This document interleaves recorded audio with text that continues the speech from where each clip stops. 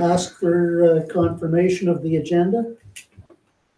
Deputy Reeve Campbell, Councillor Knott, all in favor? Carried. Disclosure of pecuniary interest, if any. Councillor Syke. I would just like to declare a conflict on check number 502210 that's made out to my spouse, Tiffany Sype, who's an employee of the daycare. She's getting paid reimbursement for some supplies. Okay, thank you. That's noted. Okay, moving to the consent agenda. We're going to do it in two motions.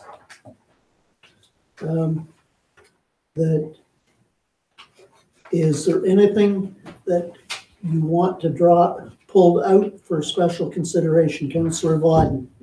4.3.4.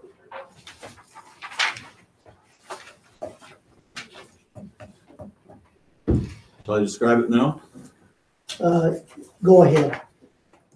This is a letter that we've received from the town of Essex requesting a fair arrangement for municipalities whose school is closed. Schools are closed, making a better deal for transferring the school property to the municipality. Municipality has largely spent the money in developing the school property in the first place.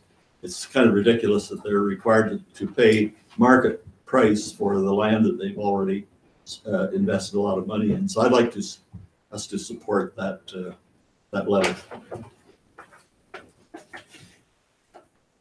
You're asking that in the form of a motion for that? Yes. Is there a seconder for that? For discussion. For discussion, and you're seconding it? Yes. You're speaking to it now, or? I'll speak to it right now. I agree that it's nice that municipalities would get it for a lower price, but if I'm not mistaken, Councillor Wyden, it's already done that way. They offer the properties initially to the municipalities at a price below what they consider to be market value. And then we get first opportunity to purchase those properties, if I'm not mistaken. They're suggesting a fairer price, $1. Yeah, well, I don't think that's going to happen because it's part of the school board's assets. So it's a rotten deal. It's a rotten deal for the municipality. They should be. Is there other discussion?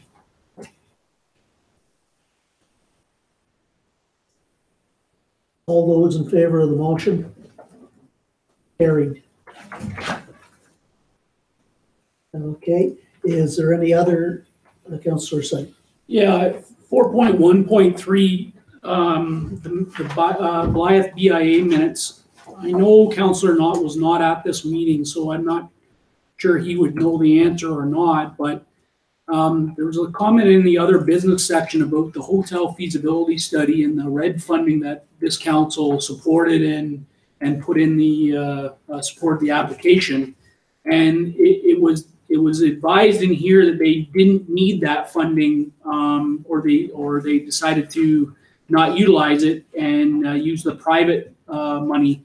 I guess the question is, it's sponsored by local stakeholders. I guess my question is, can we get confirmation that are we one of those stakeholders? Was there any money from the municipality used in order to do that feasibility study? And if not,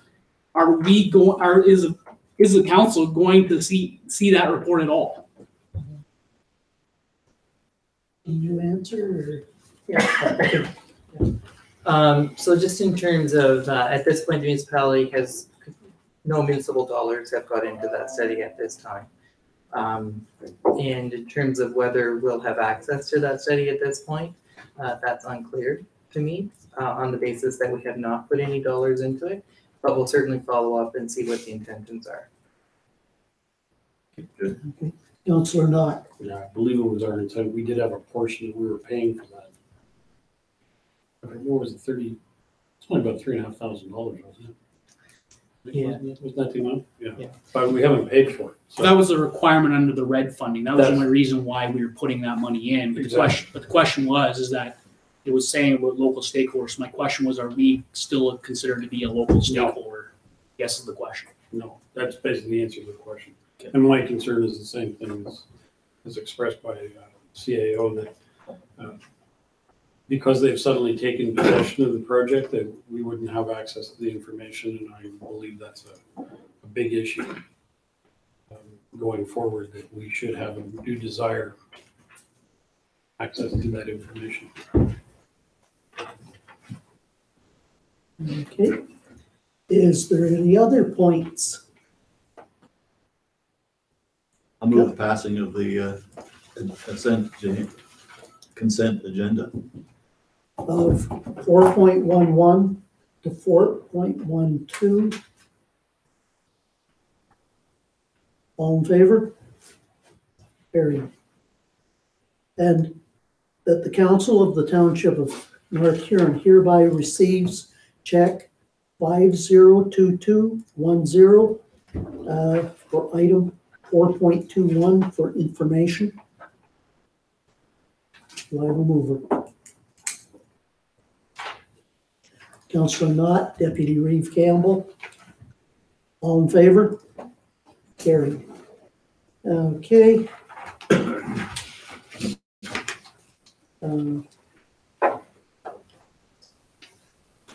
Basically, we move to a very pleasurable thing with staff service awards in 5.1 for Scott Price and Denise Lockey.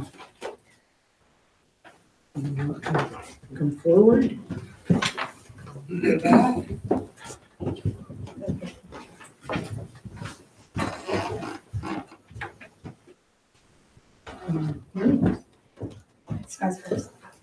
Scott, I guess this is the order of years that they've worked for the municipality. Scott has 20 years. Thank you very much for your loyal service to the Township of North Huron. Thank you very much.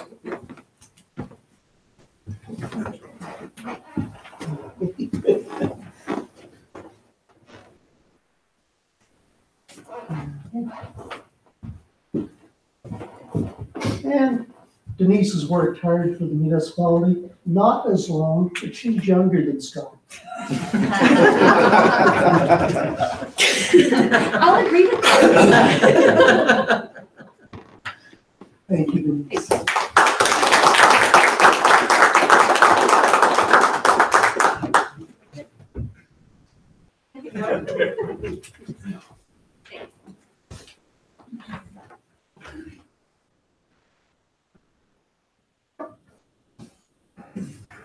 Okay, 5.2, Deputy Chief Chad Krieger and the Emergency Services Training Center. It looks like instead of Matt, it's Ken DeVries that's with him tonight. We Go found ahead. out today that Kent or Matt's in Houston. Welcome to my world. Yeah.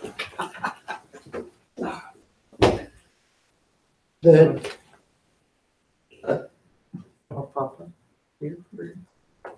do you want to go to the table and I can.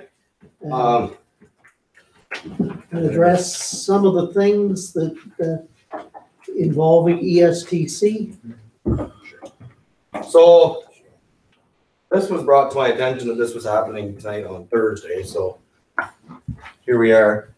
Before we get started, I think everyone needs to know a little background about myself and Ken, and if Matt was here, he would help out. We have been involved with the training center since its early days.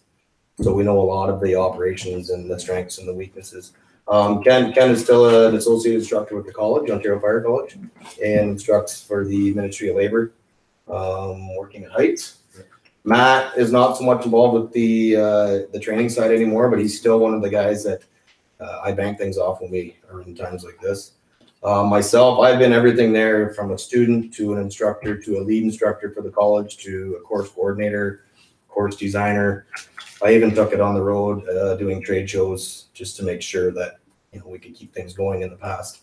So we're here now with a meeting with Dwayne and the Reeve a few months back. I did accept that I would help steer the ship in the time of crisis that we're in right now. And what I've been doing is working the phones and emails through Dwayne and I'm happy to say that we do have the Ontario Fire College back on board.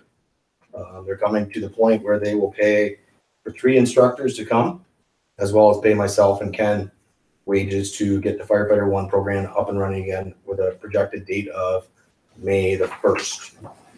So that's a good thing. And we just got to get a few things lined up and paperwork side of things.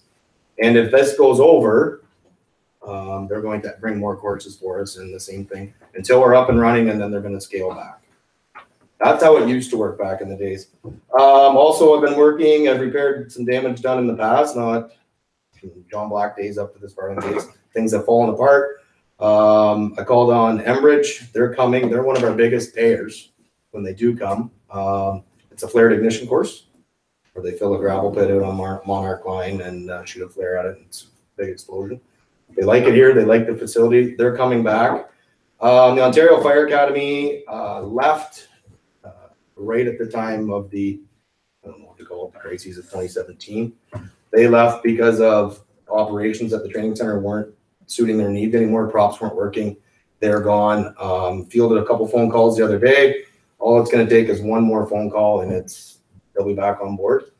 The biggest problem we have right now is I'm taking putting all these questions, giving the information that I can. I will not lie to anybody, but the biggest question is, Chad, we're glad to know you're still there. You're the only thing that's constant at the training center, but where's it going to be in 6 months? Which is a question that I have to answer. And I tell them, I can't honestly give you the right answer because I don't know the direction of the council right now. We have a problem. We need to find a solution. And coming from our background in the emergency service world, that's what we do. And that's what we do best, is find a solution for the problem that we're having. Okay. Talked to Dwayne a few times about this. We have 5 options, I think, and Ken thinks. One, we can close it, which I don't think is a great thing, because if we close it, even the little bit of economic impact that we are gaining from it is gone. Second, to do the status quo, hire somebody else on to sit in the room, do what I'm doing right now on the side, and maybe bring a little bit of economic impact and keep the stability going. 3 is the Ontario Association of Fire Chiefs. Dwayne's had more conversation with Richard Boyle on this than I have. We're playing phone tag. So what I did, the phone call was to be about, they're operating another training center. They're helping operate another training center. So I got a hold of the East Ontario Fire Academy. And that's not exactly how it works. What they do is they do all the registration and the bookwork, and then somebody else still needs to run the training facility. The 4th would be form a board, which I think was brought to council's attention a few years back. And the 5th would be to sell it to a private company and lease the land back or something along those lines. Are the things that I come up and run across doing. So the biggest problem I have right now is to do this job properly until we get something in place is, where are we going? Because if we don't start booking courses, 2018 is going to be gone. And if we lose 2018, my gut feeling is we've lost the training center. That's where we're at. Because last year there wasn't a lot of courses either. Right? No. Okay, Councillor Sype. So from what I remember of the conversation at the council chambers, when we talked about the ESTC, was we had a plan to invest in that center to get it viable to at least a break-even position, which it hasn't been in quite some time or ever. Because the fixed costs are. So the issue is that when we had a chief and an ESTC person, there wasn't enough time focused on both jobs in order to maintain the level of activity that we needed at that ESTC in order to make it where it was. The direction of council was that we would hire somebody to be more focused in that area to grow the business. In my mind, that's still my position, because I don't think we've given it a proper shot. We haven't had enough people there focused on the ESTC center to know what it actually is, because every time we get something goes off the rails or something happens, and the question is, where is it going to be? So it is a great, it's a great building. And I'm not saying up here for personal gain or political gain or anything like that. I'm standing up here because we have a golden goose in our community that can be great for us, but we, for some reason, keep just pushing it. We need to make it a priority or we're going to lose it completely and we're stuck with a bigger problem. What needs to happen, and the last time what happened, and I was totally against this happening, was the position became as an assistant fire chief. So now his duties, the duties of the last role were chief and assistant chief. So now you're not giving that 100%, you're doing chief duties as well. The person needs to be 100% ESTC, no emergency services at all. You can't be fighting a barn fire when you're supposed to be fielding phone calls for a course that's supposed to happen next week. Correct? Is that what kind of, I'm on board with you, Trevor, 100% with that. Yeah, so at the end of the day, that role was meant to be 100% ESTC. Correct. Because the idea is that, and I was very clear and adamant when we posted the role, is I said, that person, when that person is hired, needs to be aware that their job is dependent on the success of the ESTC. Correct. The ESTC doesn't succeed, they're not going to have a job. And your words were ran through every fire service from here to the other side of Ontario. So I don't see that to be any different. My opinion or my position is that's the same. I haven't changed my feeling on that. I still believe it needs to be a focused person, but it needs to be a focused person on that role and nothing else. And the idea of what we were showed or told or whatever the case may be, maybe we made decisions that weren't right, and that's fair. But I don't think we've given that center the true investment in employment and in role to ensure that it's viability. And once we have that, I think we can get at least to make a decision on whether it's viable or not. Because I don't think we ever made that decision when it was built. There was no real business plan as to That's a big problem. That's discussion. a big problem that we're trying to deal with still to this day, right? There's no business plan. So to answer the question of where the ESTC is in 6 months, my opinion has not changed.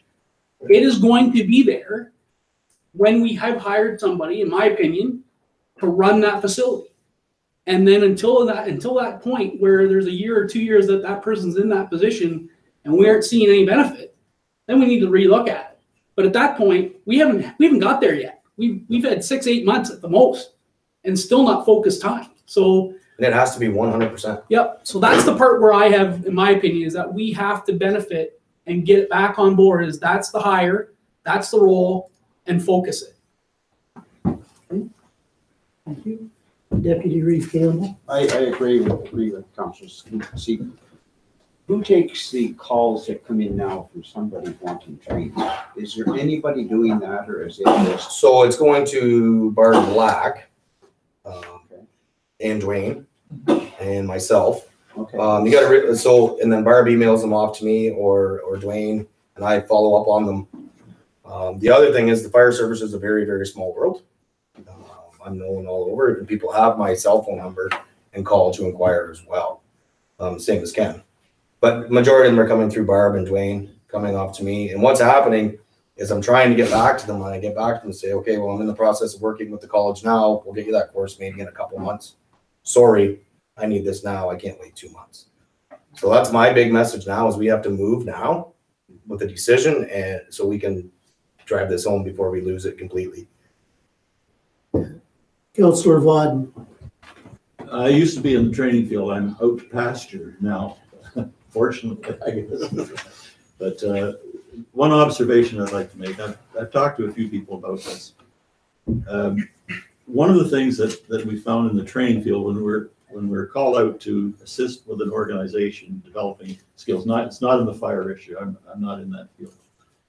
But one of the difficulties that our instructors would run into is that they discover that the problem of performance that's in the organization is only partly the lack of skill and knowledge of the people they're training. It's the management of the organization.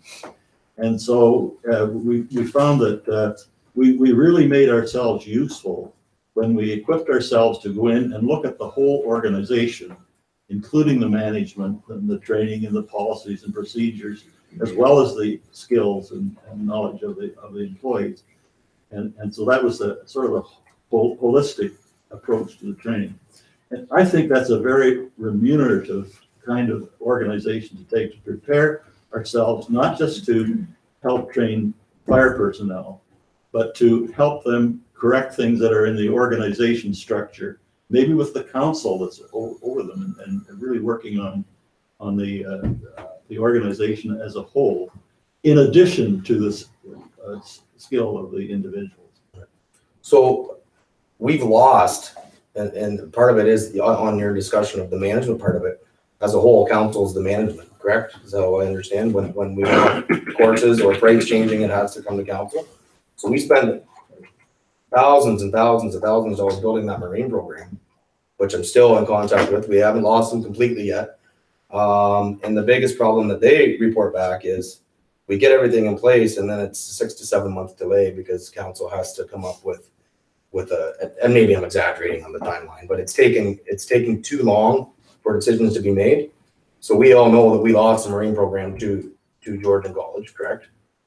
And right now, so if the fire college is going to reimburse us for all our costs, and I'm throwing a number out there, I think it's $1,400 a student to take firefighter 1 at the ESDC right now, where it costs $65 to go to the fire college.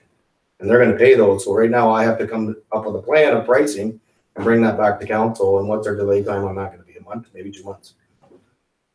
Sorry. Councillor Sype? So the problem that I have, and I'm hearing, is council delay or bureaucracy within the municipal government. And don't beat me up too bad. And I haven't been here enough to fight with you on this, and but I'm not, that's what I understand and I'm not. in the background. So the issue that I have is with that statement from a fire college or whatever the case may be, if something is as pressing of something to finish tomorrow, or we need something, the clerk or the reeve has the ability to call a meeting at any point. So to answer the question about time shouldn't be an object, because it is the ability for us to make and call a meeting if we so desire, if the chair or the reeve chooses to make that call. But are we making it a priority? Well, the issue is, I think the issue I'm seeing is that we're not getting anything at the council table to make the decision. And that's the part that I have, because when you talk about the marine program, I heard a lot of talk, but nothing on paper that said we could sit down and make a decision on pricing or whatever, or equipment or whatever.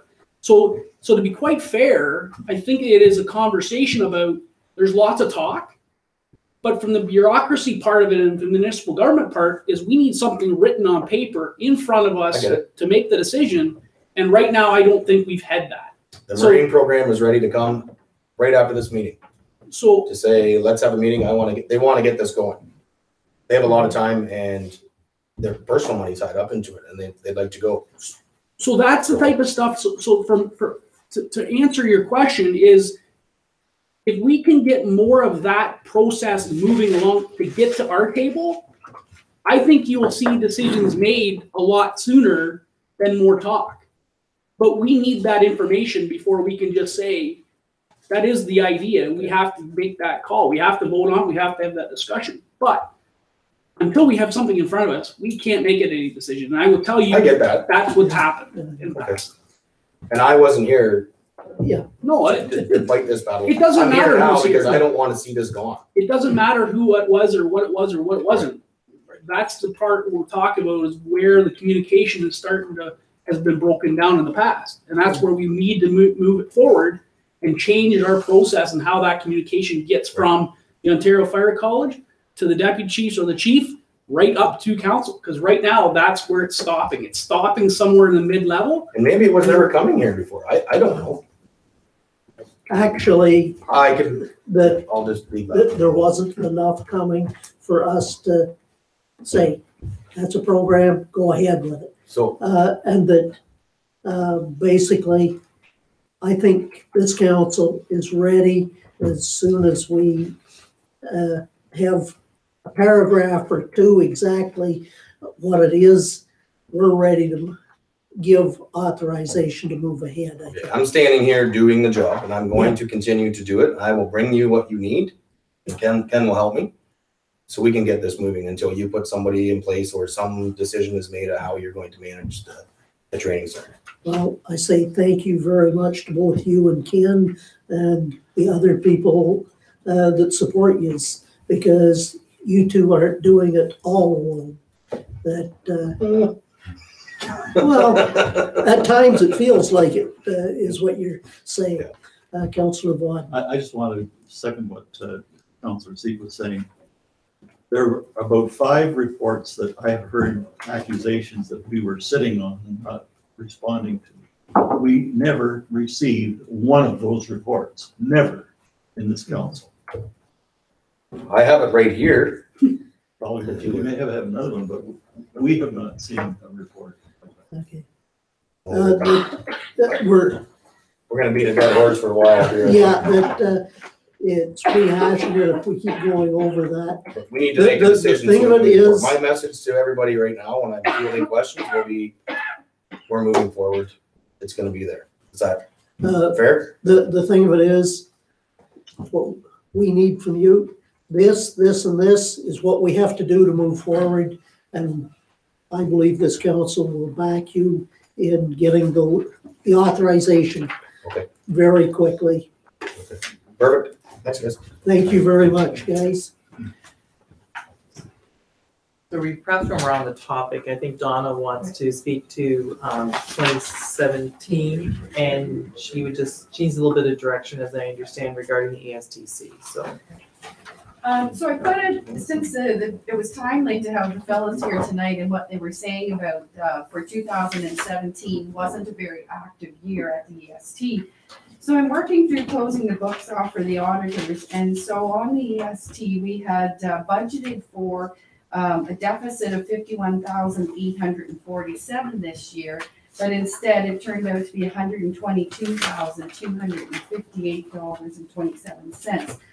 So there's a difference there of over $70,000 then that on a shortfall last year over and above what we already budgeted as a deficit for the center.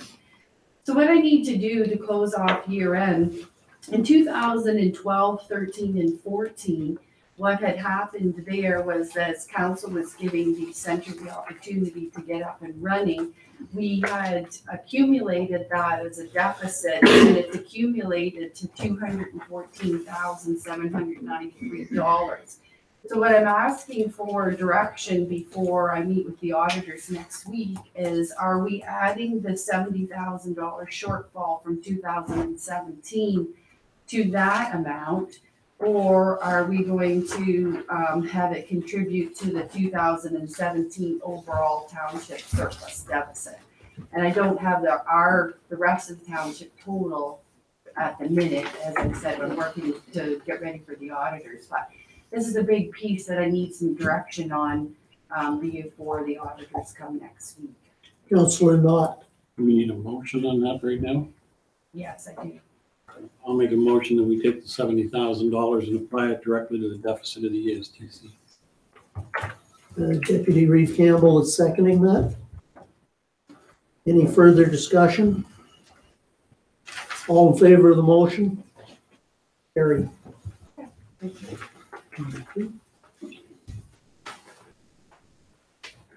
Okay, moving forward to 6.11, zoning bylaw amendment and plan of subdivision, file number 40T17002. Laura?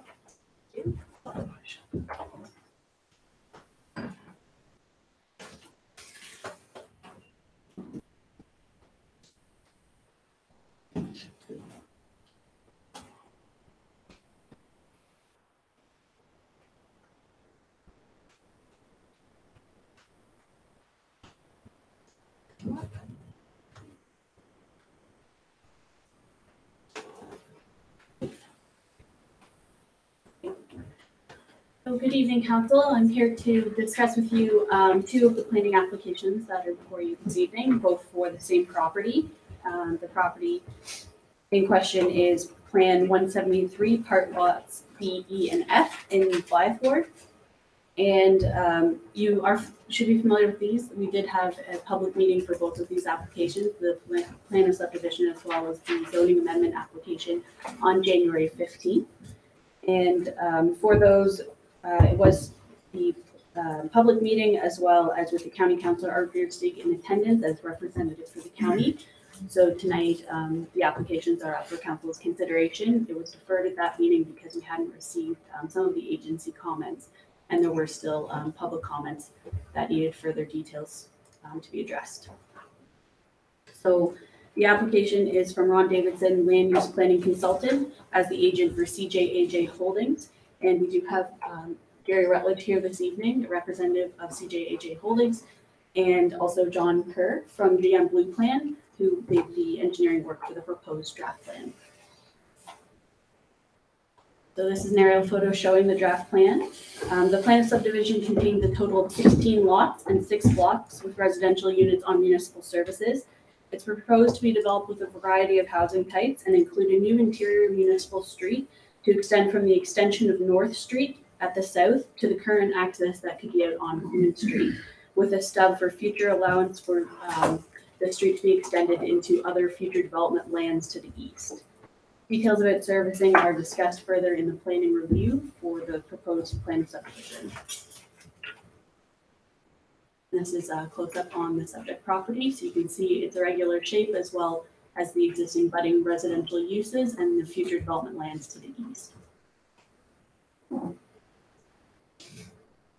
There's the more information on this draft plan. The subject land is approximately 9 acres. So agencies that were included in receiving comments included the engineering review from BM Ross. Bruce Potter provided comments. Maitland Valley Conservation Authority, there is regulated lands on the subject property. Huron County Public Works, as it would have access out to County Road 4. And the Source Water Protection Agency, because it is within a wellhead area for the municipal well.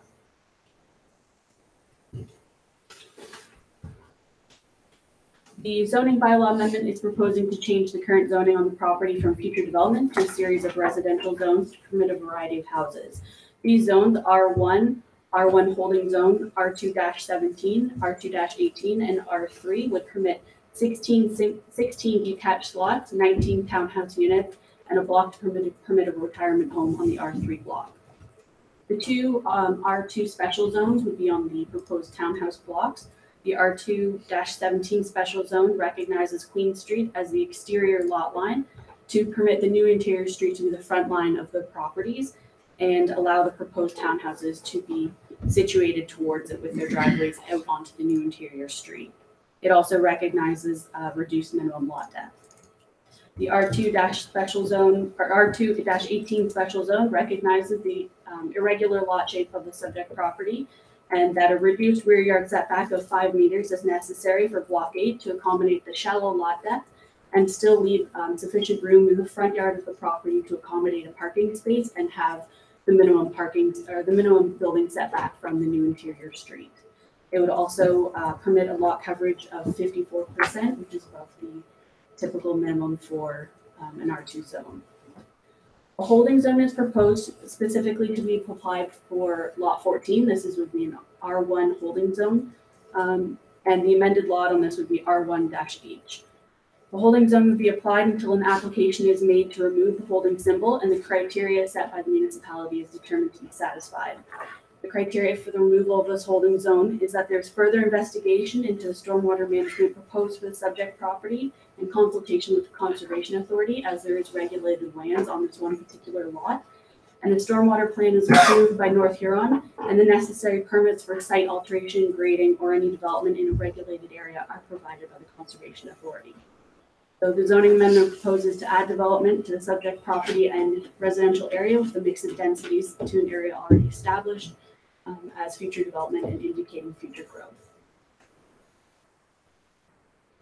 So this is a view of the subject property. You can see North Street is to what would be the left side of the projector there.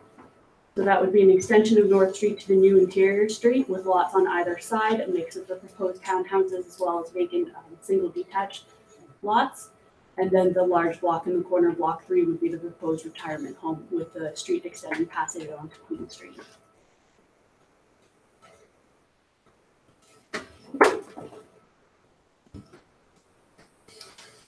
So we did receive comments for this application, further comments as well in addition to what was presented to council at the January 15th public meeting.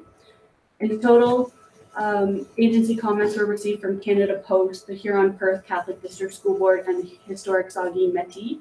None of them raised concerns, although comments and requests from Canada Post were incorporated in the draft conditions for draft approval.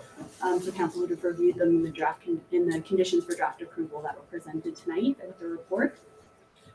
Maitland Valley Conservation Authority submitted comments regarding the regulated portion of the subject property and their applicable regulations under the development, interference with wetlands, and alterations to shorelines and watercourses regulation.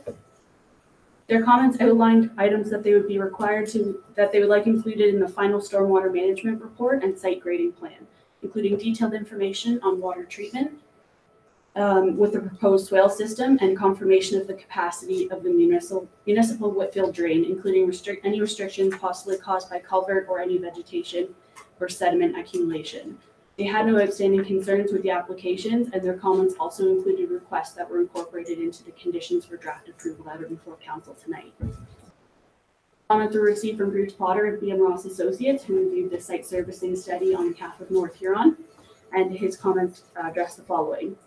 For the available municipal water servicing, water pressure and flow availability should be calculated for available fire flow and maintaining pressures that are sufficient for the development. And the existing 38 millimeter diameter water main that's existing on North Street should be upgraded to a minimum of 150 to support the proposed development, as well as going to the extension onto the extension of North Street and the new interior municipal road. For storm servicing and stormwater management, a final stormwater plan is required and would include input from North Huron as well as the Conservation Authority. The response from GM Blue Plan to BM Ross's comments indicated there should not be a concern with the quantity of water entering into the Whitfield drain, and there is available capacity in the event of a 100-year storm. Based on the proposed water quality measures for the stormwater management, the geotechnical work is likely to be required from the developer. And if any further water quality measures were required, they can be implemented without causing major change to the proposed draft plan. Neighbor comments from abutting landowners were also received.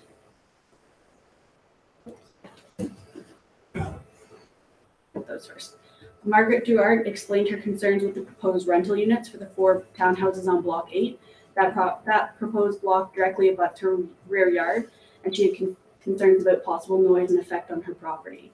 The developer indicated they plan on constructing a fence around the townhouse properties, and also in section 3.28 of the North Huron zoning bylaw, an R2 zone property with multiple units would be required to have either a planting strip or, in lieu of that, a fence, and it would be subject to site plan as well. So that would be a means of being able to provide that on the property. The letter submitted from Ernest Dow include questions about the expected traffic on the extension of North Street and drainage and erosion control measures. A traffic impact study was determined not to be required for this plan of subdivision, and it's noted that North Street is a part of a municipal road allowance that continues to extend further past its developed and built up existence, and it would provide access into further lands east that are also zoned future development. The response from GM Blue Pen indicated again that there's not a concern with the available capacity of the Whitfield drain and would be able to handle the 100-year storm, and any proposed development in the area adjacent to it would be regulated by the Conservation Authority and also include their erosion and fill permits required. From Brenda Gordon, a letter was received containing questions about the traffic and widening of North Street, concerns about snow removal, stormwater management, fencing, and tree removal. Similar in response to what was provided to Ernest Dow, North Huron is not a dead-end road or a cul-de-sac, but again, part of an existing road allowance that has just been developed to a certain point so far and is intended to continue to provide access on a municipal road to further development that could occur on the east end. The pattern of snow removal will be confirmed once the development is completed or moved further along. But discussion with North Huron Public Works was encouraged to ensure that the path of snow did not create a negative impact on her property, and that would involve coordination with the North Huron Public Works. The detailed stormwater management plan would be submitted also as a condition of draft approval and would detail the methods of water flow down to the south end of the property and outletting into the storm drains and the Whitfield drain. Tree removal was ultimately noted as the responsibility of the property owner to where they're located, but consideration should be given to existing trees that could be in poor health or at risk for decay, such as ash. A final letter was received from Stephen Webster indicating he had no objections to the proposed development as long as it does not further restrict his livestock ability on his farm. But it would be noted that the property in the north of Blythe that abuts his farm, designated highway, commercial, and zone community facility, has been previously planned for the construction of a church, and that should that property be developed for something not a church, he would oppose that. But as far as this development, he did not have concerns. So this application was reviewed with the Planning Act, Section 51(24), and the Subdivision Act, that plans of subdivision shall have regard for the health, safety, convenience, accessibility for persons with disabilities, and welfare of present and future inhabitants of the municipality, as well as other considerations, including the effect of development on matters of provincial interest. This proposed plan, draft plan of subdivision and zoning amendment are consistent with the provincial policy statement. It directs that settlement areas shall be the focus of growth and development, and their vitality and regeneration should be promoted. This proposed development would increase the range of housing stock available in the Blythe ward and utilize land already allocated to future development. Consideration should be given if the subdivision is premature or in the public interest. The township's official plan directs that new residential development shall occur at a density which efficiently uses land, resources, and infrastructure and provide a mix of housing types. There's currently a limited number of vacant residential building lots in Blythe, and the proposed development recognizes demand for additional housing, as well as demand for specifically geared marketed housing, such as rental units and senior geared residential units as well. Whether the plan conforms to the North Huron official plan or any adjacent plans of subdivision, if any. And the draft plan of subdivision and zoning amendment conform to both the Huron County and North Huron official plans, which both identify Blythe as a primary settlement area where the development is encouraged to occur and utilize existing municipal services and provide amenities.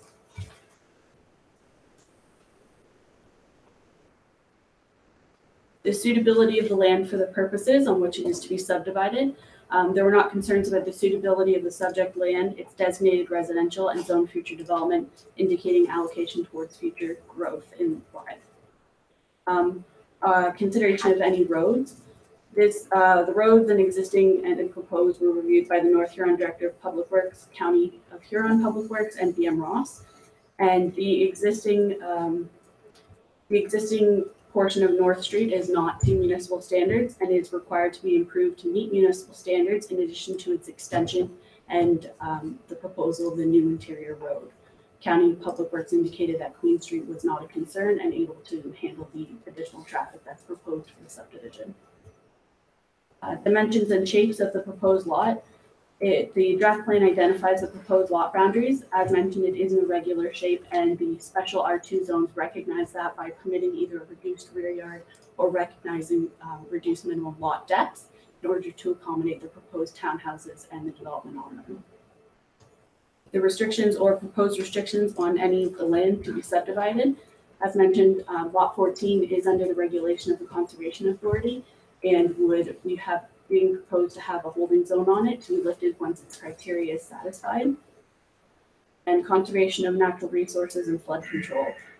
Comments received also from Rachel White, the Huron County Stewardship Coordinator, stated that there were a limited extent of any natural features and that an environmental impact study would not be required. Adequacy of utilities and municipal services. Included in the conditions for draft approval is the requirement of the upgrade of the existing water main along North Street, as the current diameter is insufficient for the proposed development. Adequacy of school sites. Comments received from the Huron Perth Catholic School Board submitted a letter saying they have no concerns with the proposed development, and the proposed development is not expected to have a significant impact on any enrollment in the area. The area of land within any, inclusive of highways, the conditions of draft plan include requirements for utility easements and cash in lieu of parkland requirements. There's not required to be land dedicated to North Huron as part of this development. And conservation of energy, sharing building walls and development within walkable distance is contributing to the conservation of energy, and that the medium and high density blocks are subject to site plan control, and matters concerning on-site parking, fencing, or walkways would be under consideration at the time that lot came into subject control or site plan control and was under consideration for council. So with this, also considering the provincial policy statement and the Huron County official plan, as well as the North Huron official plan, I'm recommending that council pass a resolution in support of the draft conditions that are presented and attached to my report, as well as support of the proposed plan of subdivision, and that the concurring zoning amendment be approved. Gosh. No, I'm done. You don't get many subdivisions, so might as well do the whole thing. Excellent job, Laura. Thank you. It looks like we're dividing it into 3 motions. So that, is there any questions for Laura? Bill, Councillor Knott. First off, what is the status of the comments from the adjoining property owners at this point in time? They've seen this and they commented further, and I submitted responses to answering their questions. I haven't received responses, but there may be some in attendance tonight. Okay. So I did speak with Stephen Webster on the phone, and he was satisfied he didn't have any further concerns. And I haven't received anything further in addition to what was originally received for the first public meeting. I have a further question. Supplementary. Yeah, I see the comment in here with the Whitfield drain that there's no question regarding the capacity of the Whitfield drain, but it seems to me there were comments with regard to the condition of the drain itself. Have they, and I don't see anything in here addressing that point. So has there been anybody go and take a good look at that drain and decide whether because I know that at one point in time, several years ago, there was a proposal and funding to repair portions of that drain that was never done. So that was a conservation authority project, I believe. It was more because it was also with regards to the erosion in the area as well. So it's under Maitland Valley, but they're I keep seeing the word capacity showing up, but I don't see condition. So they have not addressed anything with regard to the condition in the lower part of the drain. Not in the report to date, but it was job was to mention that. Anything further about the condition of the drain, or if that would be included in the detailed stormwater report. Traditionally, the land developer does not assess the condition of the municipal drain. It is, in fact, it's our understanding, a municipal drain, subject to the Municipal Drain Act. If it needs clean out, there are procedures in which to do that. If it needs improvements, there are ways to do that as well. But at this time, we've assessed, we've walked the drain, we've assessed its capacity to carry post-development flow from the development, and found that it has more than adequate, much more than adequate capacity. So I don't know what specific concerns you have with respect to condition, but I don't believe it would cause any impediment to the development of the property. The conditions reported were that there are problems, and there's a portion of that drain at the south end that is actually underground, if I'm not mistaken, and then a culvert. And and that culvert itself is compromised in several places, which allow water during high flow periods to come up through the holes. That's my understanding of the situation. So that hasn't been addressed anymore. That has not been assessed. No. Will it be assessed? It's not traditionally part of development responsibility. I mean, if that's a existing issue with the municipal drain, then it should be assessed through the Municipal Drain Act. And how do we make sure that happens in this particular situation? Because I think that should be addressed. If there's a problem and it's going to cause an increased flow, which capacity is okay, but the condition of the drain itself allows water to flood properties to the south of there. Deal with it now. So how do we do that? How do we make sure that gets done? I'm not familiar with how the processes of the drainage act personally. Because I imagine it would go through that process. I would assume some of it has petition for it to, even other parts to it. That could be referred to your drainage superintendent. Yes. And that is a service as well that GU Blueprint provides to municipalities including. It's something that's sort of in transition now as to our drainage superintendent. I think we can ask for him to check it out. And that if need be, go to engineering for things that he questions. I think that would be the way to handle it. That, as Laura has said, municipal drains are usually not part of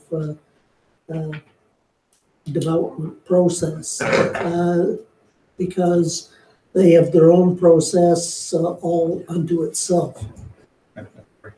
Councillor Knott. We need to make a motion to that effect or direct our drain superintendent, direct staff to investigate that.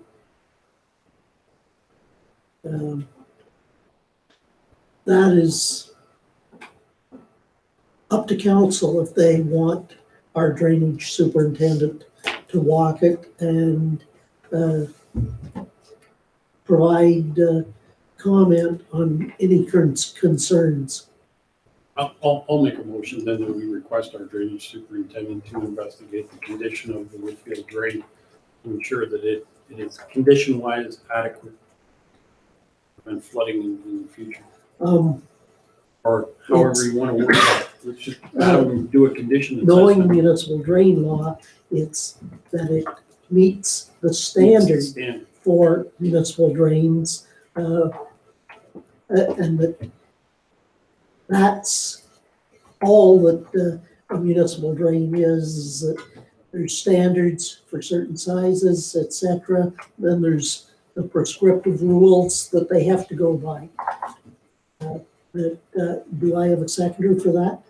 Councillor Hallahan, do you want to speak? Just a comment, wouldn't that come under the storm management too? They would be involved in that.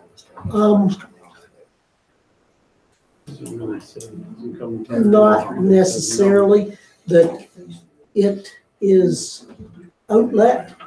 Municipal drain provides outlet. It doesn't say, okay, you have to have stormwater ponds to hold X amount back. That isn't part of the municipal drain. That is part of a planning process. So that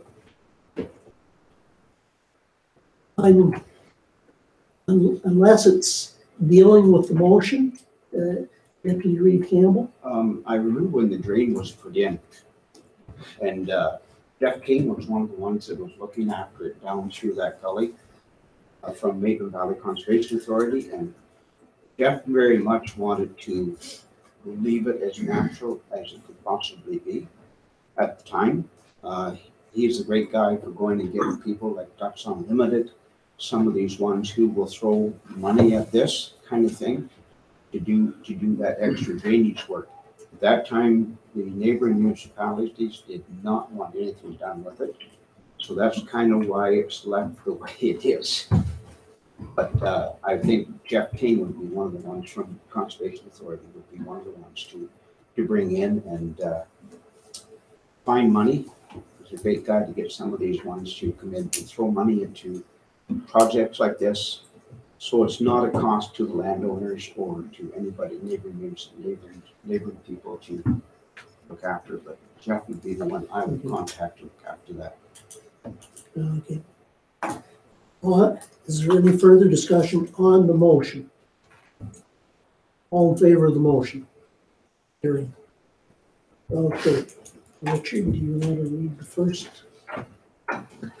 Oh, Counselor Sorry. Site? Yeah, I just had a question about the North Street. So there was a comment made by Laura about that the existing North Street doesn't meet, or at least I understood it the way I heard you, is it doesn't meet a certain standard today.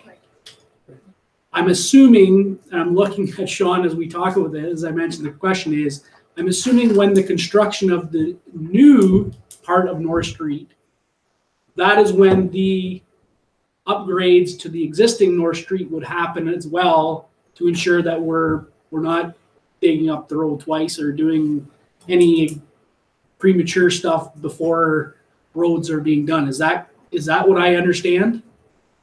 Yes, I believe that the intent was that everything would be coordinated with the developers and the development. Once and only once. Okay, good. Thank you. Okay. So the first motion here is that the Council of the Township of North Huron hereby supports the draft conditions as presented and included in the draft plan of subdivision file 40T17002, applicant Ron Davidson Land Use Planning Consulting Inc., owner GJAJ Holdings Limited, care of Gary Rutledge, part lots D, E, and F, Plan 173, Blythe Ward, Township of North Huron, and further that the clerk is directed to forward the draft conditions to the Huron County Planning and Development Department for consideration by the approval authority. Deputy Reeve Campbell moving, Councillor Vauden seconding. Any discussion? All in favor? Carried.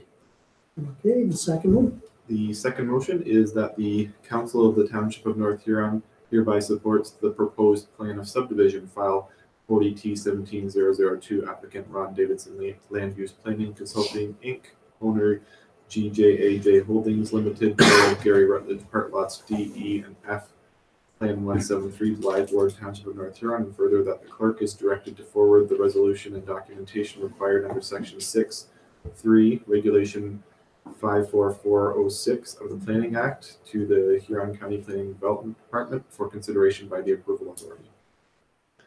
Councillor Knott, Councillor Hallahan. Any discussion? All in favor? Carried. Okay, the third one. The third motion is that the Council of the Township of North Huron hereby accepts the recommendation of Laura Simpson, Huron County Planner, that the amendment to zoning as it applies to part lots D, E, and F, registered plan 173, Blythe Ward, Township of North Huron, be approved. Deputy Reeve Campbell, Councillor Site. All in favor? Carried. Okay, thank you, Laura. Okay, moving to 6.2. When will this come to the county council? It would be at the March committee of the whole then. Okay. In time for that. March That okay with you? 14th? Yes. Yes. March 14th is the committee of the whole. Does that work within your time frame? No. Tomorrow works on that time. Thanks. Moving to 6.2.1, 2007 transfer to reserves. Donna?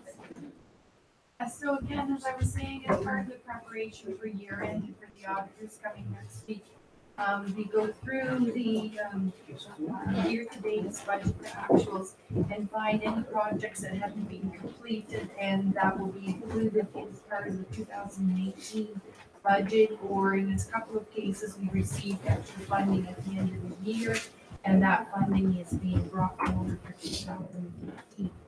So one mention I wanted to make was that for the Memorial Hall project, the total there, 171,865.10. That's a $5,000 security deposit that Pat has talked to you about before.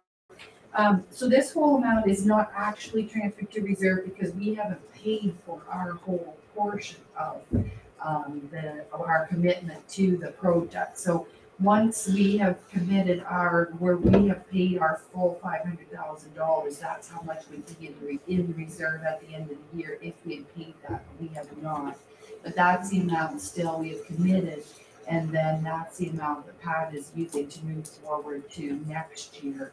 And then some of the, there'll be expenses related to the project continuing on next year, which is in the 2018 budget. The other thing I wanted to make note of was that I spoke with the auditor today, and we had planned at the beginning of the year and in the 2017 budget to borrow all the money for that plow truck, and that was estimated at $270,000. The truck has actually come in at $250,000, so that was good. And so it's actually not worth going through all the paperwork to borrow it through the legal avenues through Infrastructure Ontario. So in speaking with the auditors today, they have suggested that we borrow that from our own reserves as well and pay that back. And we were going to pay it back over 15 years. And we had budgeted for a payment in 2017. And so that would be the change for dealing with the plow truck. There's really no difference on the budget effect. It's just that we would be self-financing it, and we've already made the one payment on it to ourselves. And then that way, without going through Infrastructure Ontario, if we have more money in the budget at any point throughout the years, then we could, pay $20,000 rather than the $16,000 that we were planning on, type of thing. So we could pay that back at a quicker rate if the opportunity arises. So those are two updates from today in speaking with the auditor. So I just wanted to make you aware of that. So are there any further questions on this listing then? And you answered my other question by passing the motion on the ESTs. Councillor Syed. I'll move the recommendation. Okay, Deputy Reeve Campbell seconds. Any further discussion? All in favor of the motion? Carried. Okay, moving to 6.4.1, Summit Drive Streetlight Retrofit. Sean, do you want to take that? Yes, thank you. Basically quite straightforward. During the initial stages of that whole real-term energy LED retrofit, they did a complete system audit. The retrofit project specifically deals with the replacement of fixtures. So you're not looking at changes to infrastructure, it's just replacement of fixtures for high efficiency LED lights. What they identified on Summit Drive was there were six, or actually the entire street is without conventional street lighting as we know it. During the audit, they determined that it would require 6 street lights to bring it up to a consistent municipal standard. But the installation of the entire streetlight system would be far outside of the scope of what Real-Term Energy was doing. So it was elected or determined at that point to just leave it off of the project. We're at the point now where we feel it's critical to complete that final stage. And basically, we've secured just some preliminary pricing, and it came in at somewhere in the neighborhood of $35,000 to $40,000 to do all of the in-ground wiring, the directional boring, running of conduit. More specifically, the disconnect of the existing yard lighting and the installation of new poles with LEDs. So it's quite an expensive and extensive undertaking, but we feel it's very important to move forward with this as soon as we possibly can.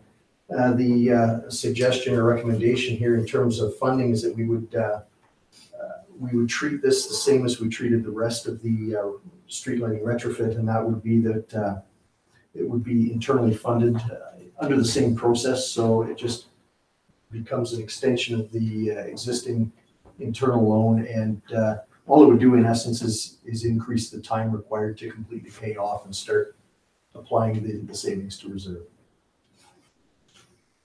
Okay. Do we have an moved and Councillor Knott seconding? Any discussion? All in favor? Carried. Thank you. Okay, moving to 6.7, 6.7.1. Doreen, do you want to Sure, so take that? just, I think it's, as council, it's important to recognize the accomplishments of our staff. And most recently, Pat Newson has completed the MAP 1 of the MCTO program. And Amanda Piskorski has completed Unit 3 of the program as well. So it's a 4-unit program. So Pat is well on her way. She did very well in the program, in that unit. And Amanda did as well on Unit 3. So Amanda will be moving on to Unit 4, and Pat will be moving on to Unit 2. So you just recognize the accomplishment. Very good, Pat. Okay, moving to, the motion for that. The 6.7.1. Councillor Syke, Councillor Vauden, all in favor? Carried. Moving to correspondence. AMO draft fire regulations for municipal comments. That the Council of the Township of North Huron hereby directs staff to prepare comments regarding the draft MCSCS regulations on mandatory certification and training for firefighters and community risk assessments by municipalities. And further, that the comments be included on the March 5th, 2018 council agenda for council's endorsement. Councillor Knott, Councillor Syke, any discussion? All in favor of the motion? Okay, carried.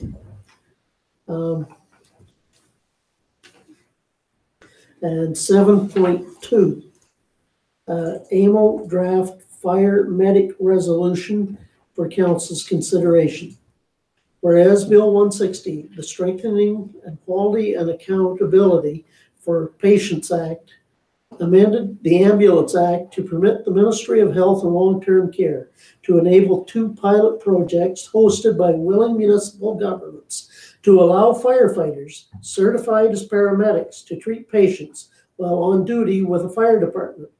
And whereas the Government of Ontario is committed to proceeding with the pilots and enabling fire medic model despite the absence of objective evidence to show that it would improve patient outcomes or response times. And whereas the current interest arbitration model, particularly in the fire services sector, allows arbitrators to impose awards on unwilling employers that directly impact the employer's ability to determine how it will deploy its workforce, as evidenced by the experience of many municipalities in regarding to the 24-hour shift. And whereas in the absence of legislative protection, unwilling municipalities may be forced to enter into, pilot, or adopt a fire medic model as a result of interest arbitration.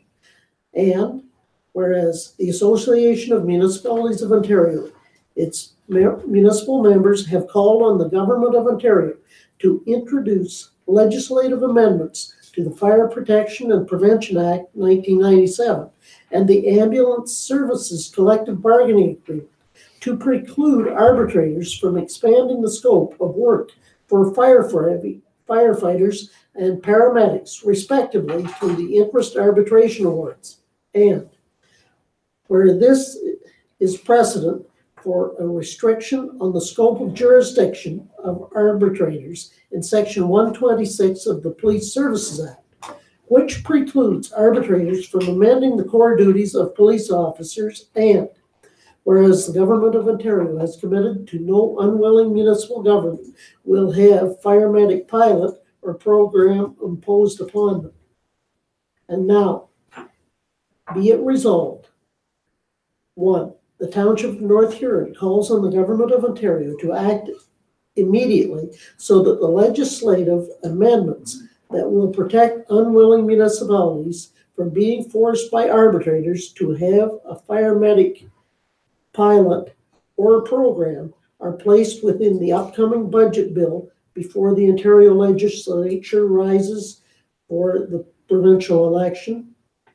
2, a copy of this resolution before Premier Kathleen Wynne, Office of the Premier, the Honorable Dr. Eric Hoskins, Minister of Health and Long-Term Care, Honorable Marie-France Lalonde, Minister of Community Safety and Correctional Services, the Honorable Minister Kevin Flynn, Minister of Labor, Honorable Bill Morrow, Minister of Municipal Affairs, Lisa Thompson, MPP, and the Association of Municipalities of Ontario.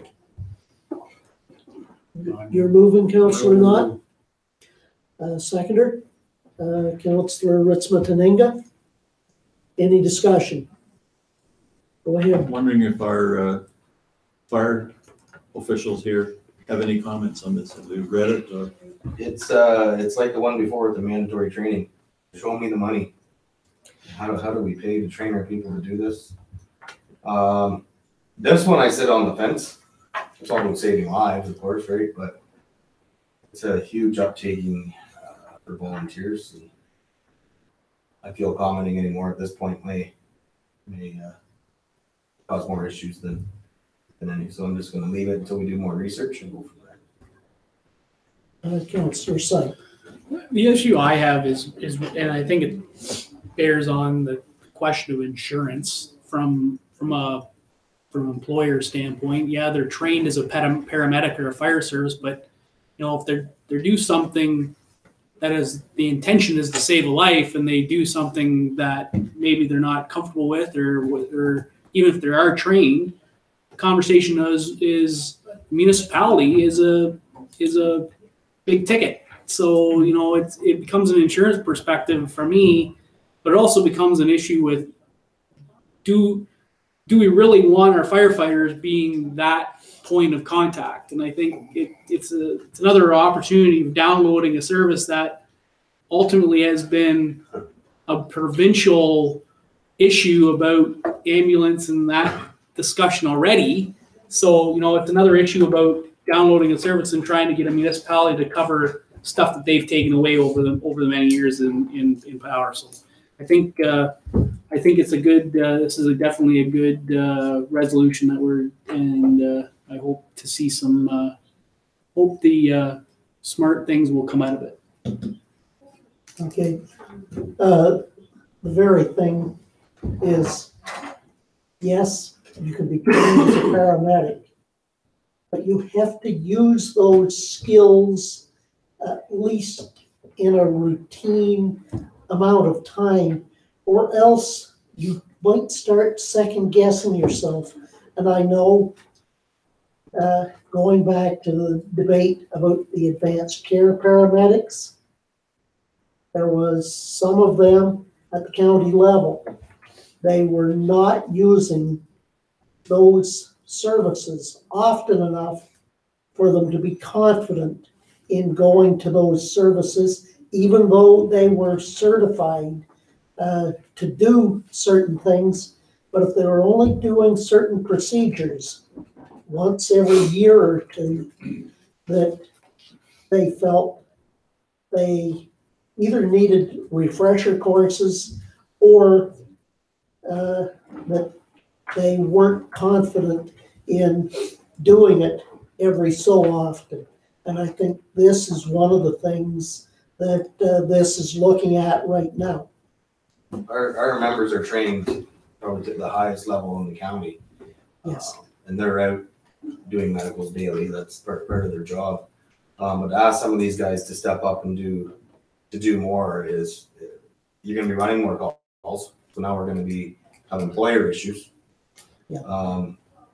Second of all, what does our research cost us this year just for our level of training was $35,000. Yeah. We'll probably double that to be trained to another higher level. And then like Councillor Sype says, before we know it, we'll have an ambulance parked in each fire station, and that's what we'll be doing. I'm not saying that won't happen at some time, because I know both Manitoba and Saskatchewan that basically one person reports with the ambulance. The fire service is there. The firefighter drives the ambulance back to the hospital. But that's something that isn't here today. Councillor Vaughn. I think this is just another example of downloading health services to the municipality, just like making donations to building hospitals. I think it's wrong, and I think it's just another example of that same process. Okay. Did I have it in words? Is there any further discussion? All in favor? Carried. Okay. Okay. Council reports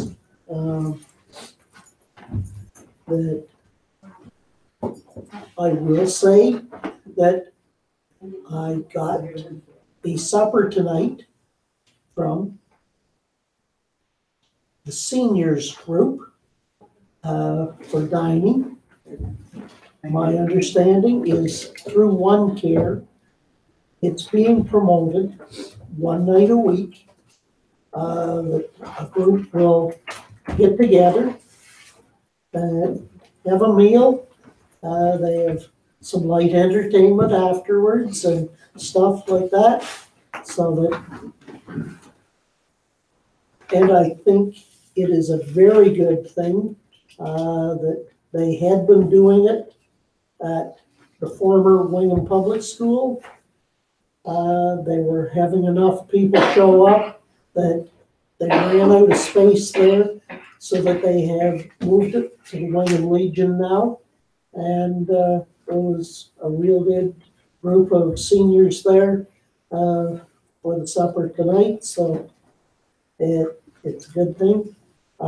There's a number of other things that I have had a number of ratepayers talk to me on various subjects that I won't go into at this time.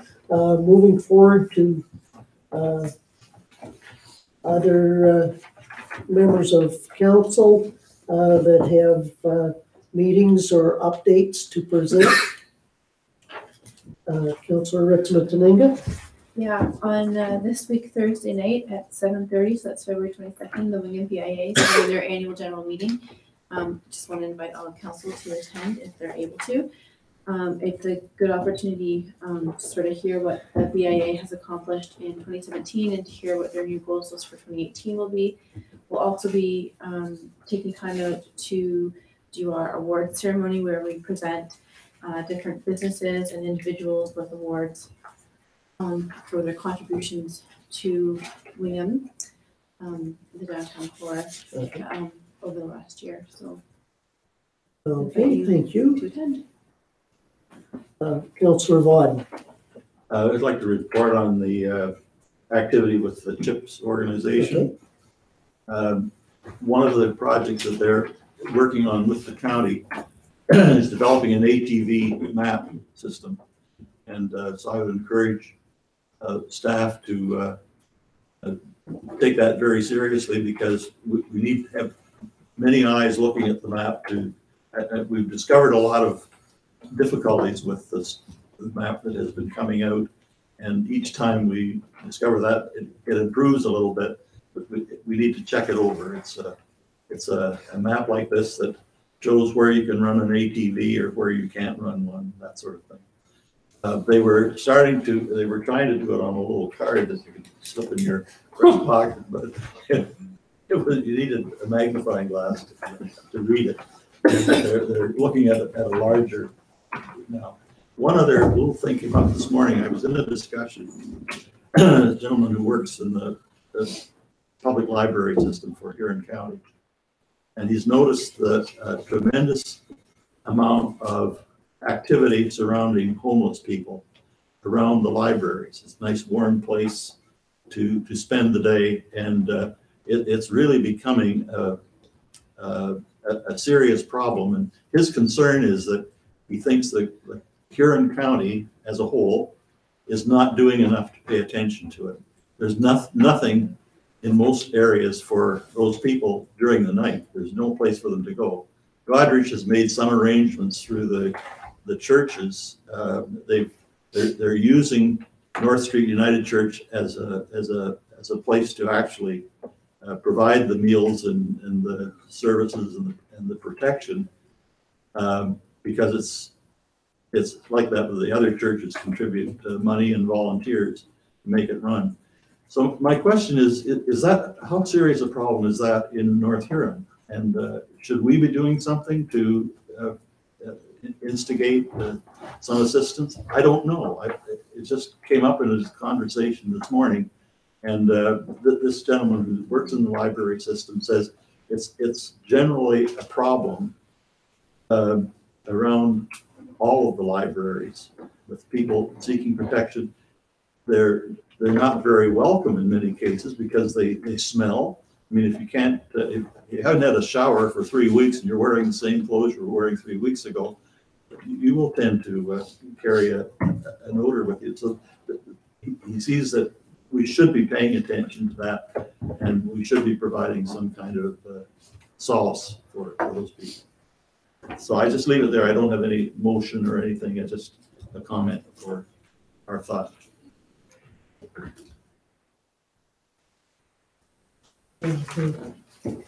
I'm not saying that it doesn't exist in North Huron. On occasion, I have seen the occasional person that I would wonder if they are carrying all their worldly possessions with them. I'm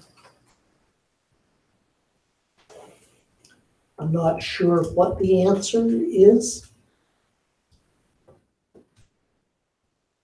More often than not, a place that provides the services, people may gravitate towards those municipalities, so that there's the possibility that if somebody had that problem in Wingham or Blythe, they might gravitate towards Godrich.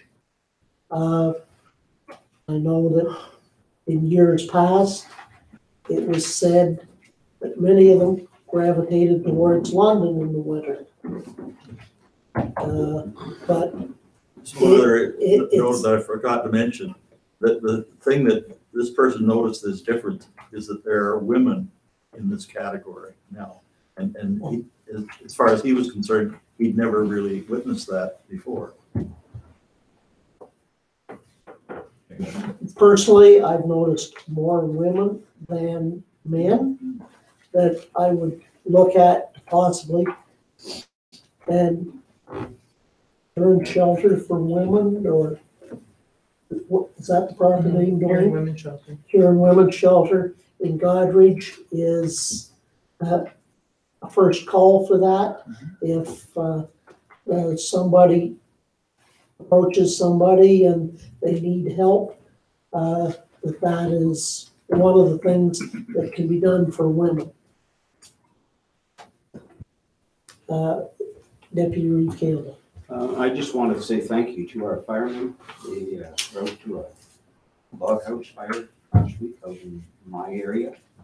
And the gentleman said to me, if you see any of those guys, just tell them how good a job they did. They saved his log house. We'll pass it on to the guys. Because he was really, really thankful. He said, you guys were all there before he got there. And he said, the job was pretty well done by the time he got there. So those guys hurried fast. He said, thank you, because he was really nice and appreciative. It's always good to get good news. It's not every day we go to a log cabin on fire either. Fireplace had been there for 50 years. Yeah. Came out through the fireplaces. Yeah. Okay. Is there anything else in it, Councillor Knott? Quick question, I'll throw this back to anybody in staff. BM Ross Appreciation Night, that's coming up, correct? Mhm. We have not passed it. Burnside appreciate. That's gonna be March. 29th of Burnside. March, is it? It's March sometime. 28th. I'm gonna express my thoughts because I know we've talked about this before. I've never really heard anybody say it, but I actually have a problem with that event and with staff and council. We give them a lot of business. We give them a lot of municipal money, which is their taxpayers' money. And I find it, to be honest with you, I find it distasteful that they actually are going to throw a party for municipal staff and councilors when in fact it's not our money that we gave them. And if they've got that much money, I would suggest perhaps I'd rather see a rebate, or would they like to throw a party for the entire taxpayer base in North Huron? Because I have a problem with that. And the attendance of our staff and council may, in fact, cross the line as far as codes of conduct. And myself personally, I would just as soon see us saying that we express the opinion that no one, either staff or council, shall attend because of that. That if they wish to make a donation back to the municipality or rebate of fees and funds that they have received from us in appreciation of our business, of the taxpayers' business, that would be more than welcome.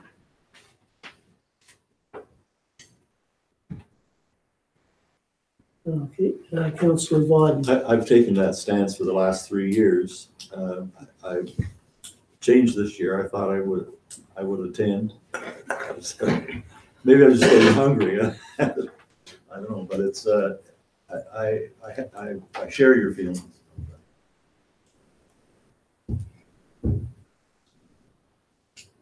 Okay, I'll weigh in on this. There is a policy where no council member may accept any gift over $50 in value. So we have to say that it's less than $50.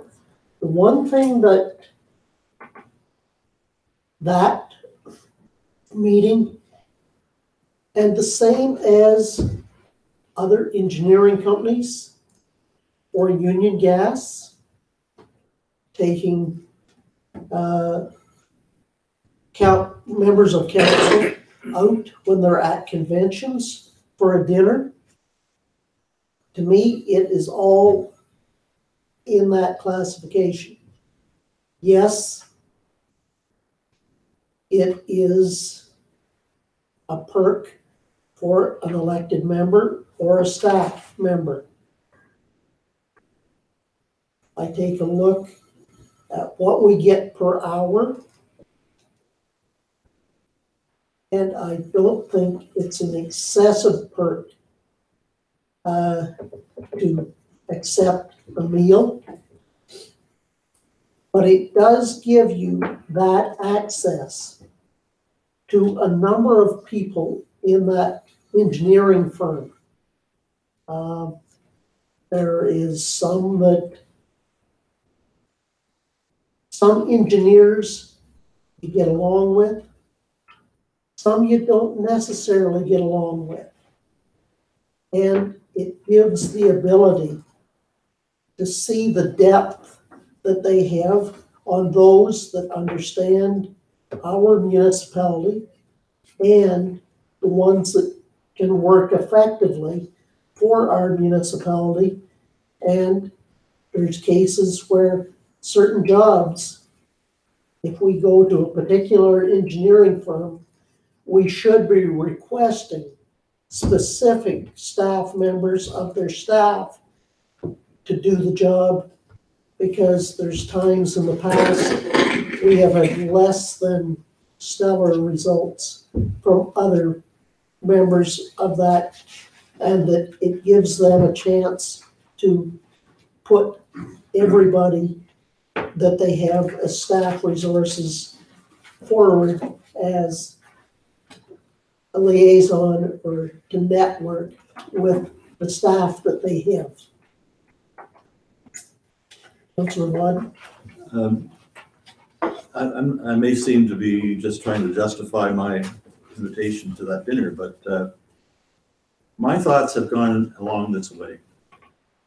On earlier events of this kind, I have felt that this engineering firm has taken us to the cleaners. They've got all kinds of money from us doing things like looking after the landfill.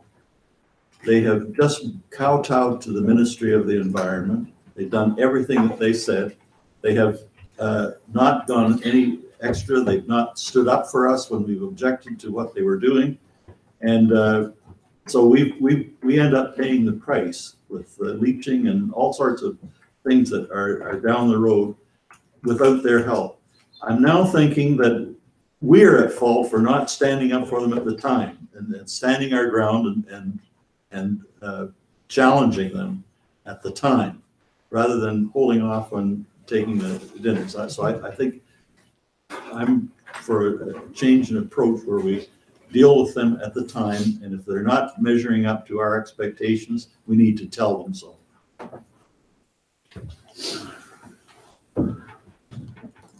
Other points of view? Councillor Sy. So it is a customer appreciation. It's not a municipal appreciation. It's a customer appreciation. It just happens to be that the municipality is one of their biggest customers, probably. Yeah.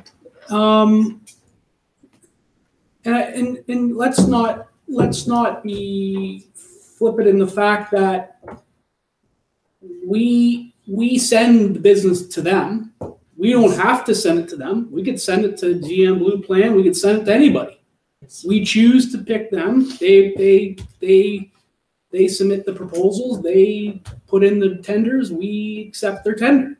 So in one respect, I have to, the issue that they put the tender in and we accept it, I don't fault them for that. That's their job. It's their business. The issue of whether staff should go or what, I think if we have the policy in place that we're not going above that policy, and we don't, again, I think the issue is that councillors have to decide whether it's important for them to be there from a network perspective to understand them outside of when they come and sit in front of us and try to tell us or sell us something, or we don't. And that's ultimately, I think that's a personal decision that a councillor deserves to make. But I don't think blaming them or flacking them for the introduction. We get lots of invites. Like as a councillor, I get lots of invites to a lot of things. Do I go to them all? No. Are they all appreciative of things? Probably. The question is, you can make that choice whether you go or you don't. And it is a customer appreciation thing. It's not directed directly at only municipal councillors or municipal tax dollars. So, I think that's a council decision on Councillor Nott's request. That's his opinion. That's his feeling. I think it's personal taste or whether you want to go or you don't. So that's my comment of it. Councillor Nott. Point, there's a lot of business that goes to them that is not put out to tender, that we just send to them because of convenience factor that they charge. But we are not a private or even publicly traded business. We are a municipality, and we have an elected mandate to protect the money of our constituents. And I will attend tomorrow night a large, lavish party as part of an event I'm going to, but it's a private thing. It's just business and it's not municipal. And yes, I will attend it. And I go to lots of those things. But when it comes to the municipality, I have a hard time taking nothing more than what I consider to be kind of kickbacks from suppliers. I think we have to be diligent. And I do not think that in an environment such as that, I am going to have the opportunity or ability to judge the competency of any engineer or anyone else there. If they wish to come and have a coffee, tea, and donut, and let's get to know the engineers of their firm, I don't have any problem with that, and they can pay for the coffee and donuts and get a chance to meet their staff. but this is a social event. It's a party. It is not a business event. That's a whole different category to me. Having a business dinner with some engineers at some point in time to discuss a specific project may be a different issue. This one is a general party, and they've invited all municipal staff and councilors. So really, the guy that drives the Zamboni, does he need to meet the engineers? I ask you that. Tell me the relevance of that.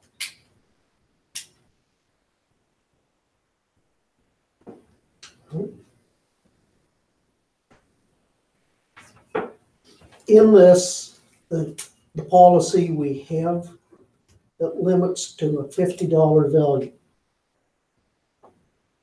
Basically, with Glide Festival, very often for opening night, they provide ticket for the dinner and a ticket for the theater. I have gone to paying because that's over $50. I always pay my own there.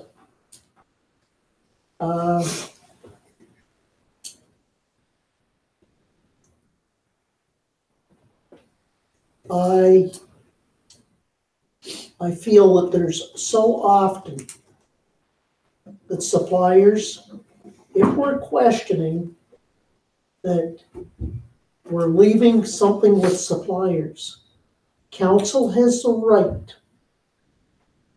at any reasonable period of time to request an RFP for any service that we have. So that just because they've said, okay, one night a year, we'll provide a social evening, I don't believe I'm bought by that. And there's other engineers in that firm that is the one time that there's easy access to them and get to talk to them. But we have the right to, such as monitoring of the wells around our landfill. We have the right to put RFPs out, and if we're feeling that one company's any different than the others, I've been at this long enough that all of them are very similar in what they provide for, I'll say, the occasional dinner to catch a person where you're not haggling over the price of a service.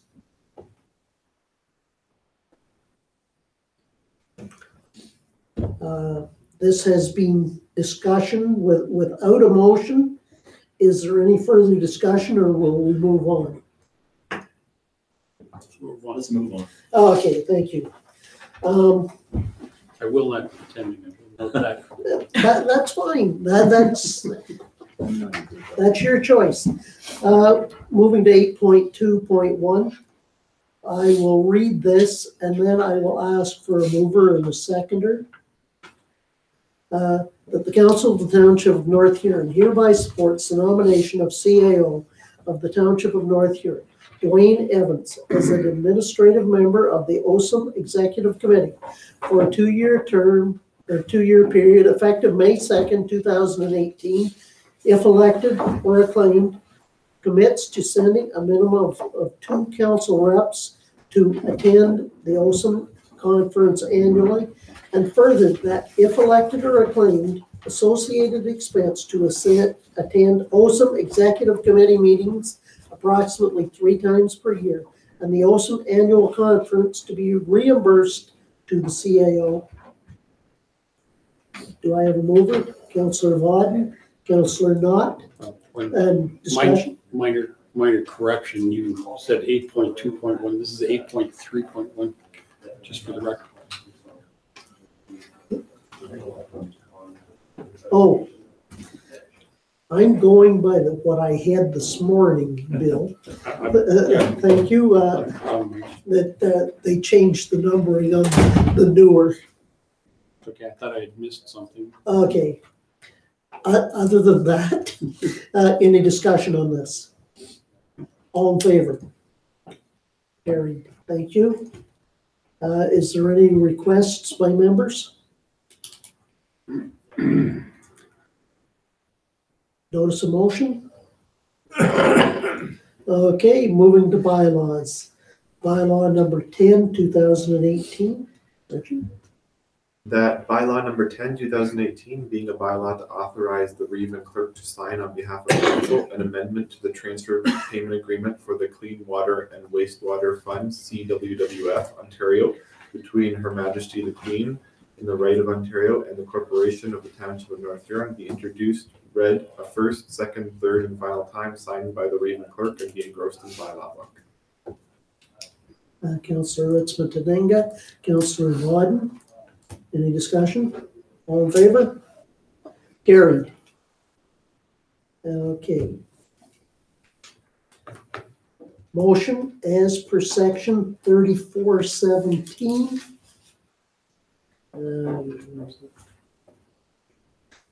Whereas the Council of the Township of North Huron has held a public meeting pursuant to section 3412 of the Planning Act 1990 with respect to proposed zoning bylaw 11, 2018.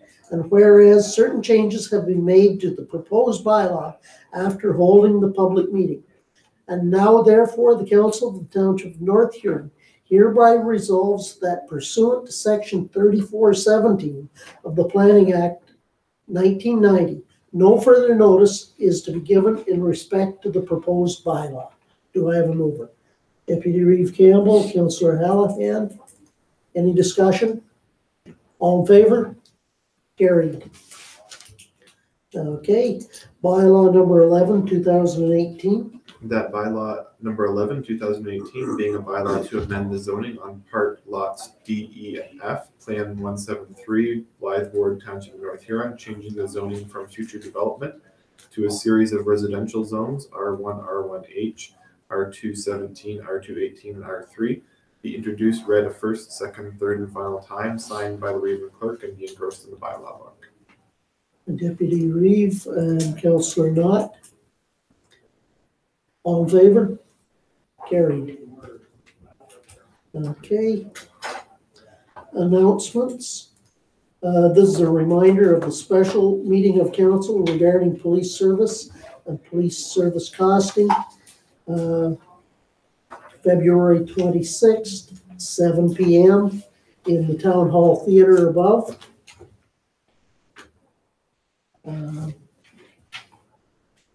And other business that we need to appoint committee to do a review on the CAO's performance. Reeve, and we need 2 members of council. Sit on I want motions. that. Okay. Nomination. We're going to nominate Councillor Ritzman-Tenenga.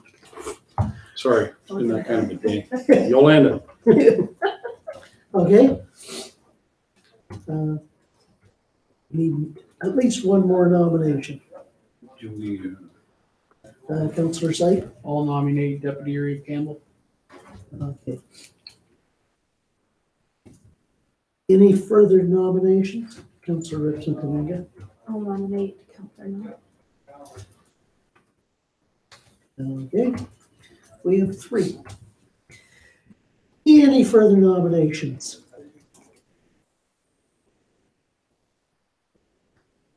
Okay, for a third and final time, any further nominations?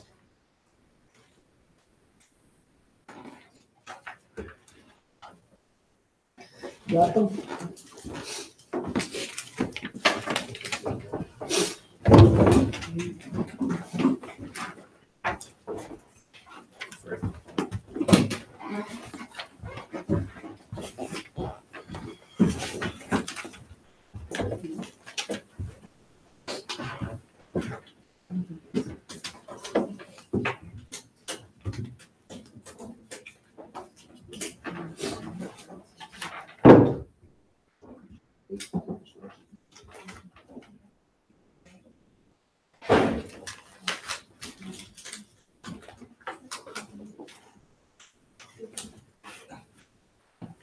Box containers. It's the first one I found.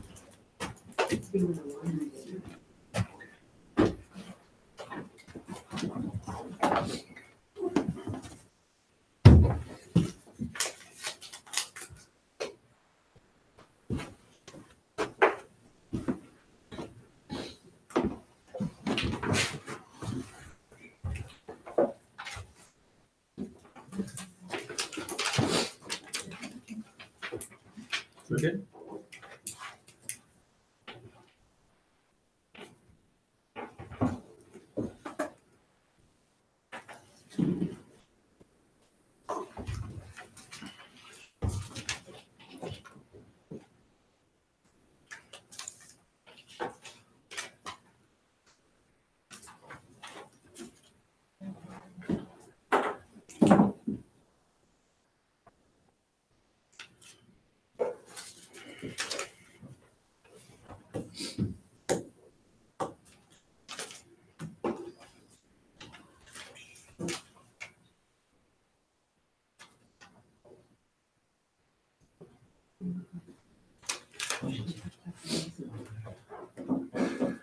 Wow. We have a three-way tie because some only had one vote on them.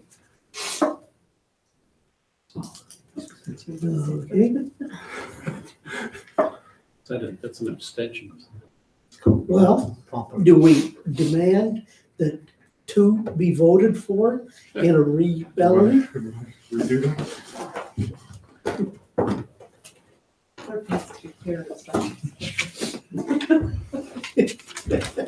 Please write two names. Right. I would have two names. Two names.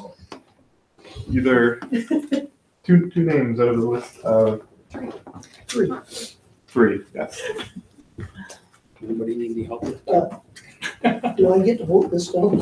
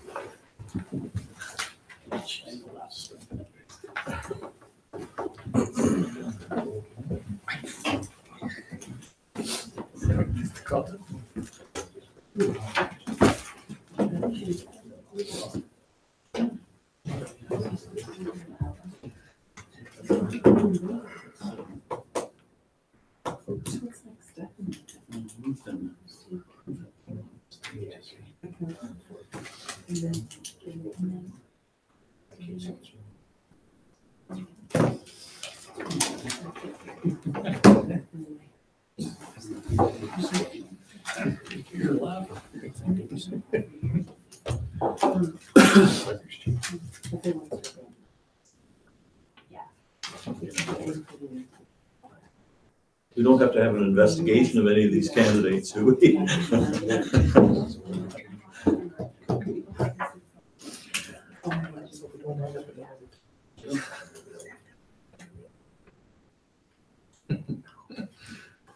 So the votes indicate Councillor Ritzman-Taninga and Councillor Knott. Okay, both agreeable? That's what it is then. Okay, moving to the closed session and reporting out. We have, motion for appointing those two members. Councillor, Deputy Reed Campbell, Councillor Hallahan, all in favor? Carried. Moving to closed session. Do I have a mover? Councillor Ritzman-Taninga, Councillor Hallahan, all in favor? Carried. And that it's property standards, joint building services, and code of conduct complaint that we are dealing with.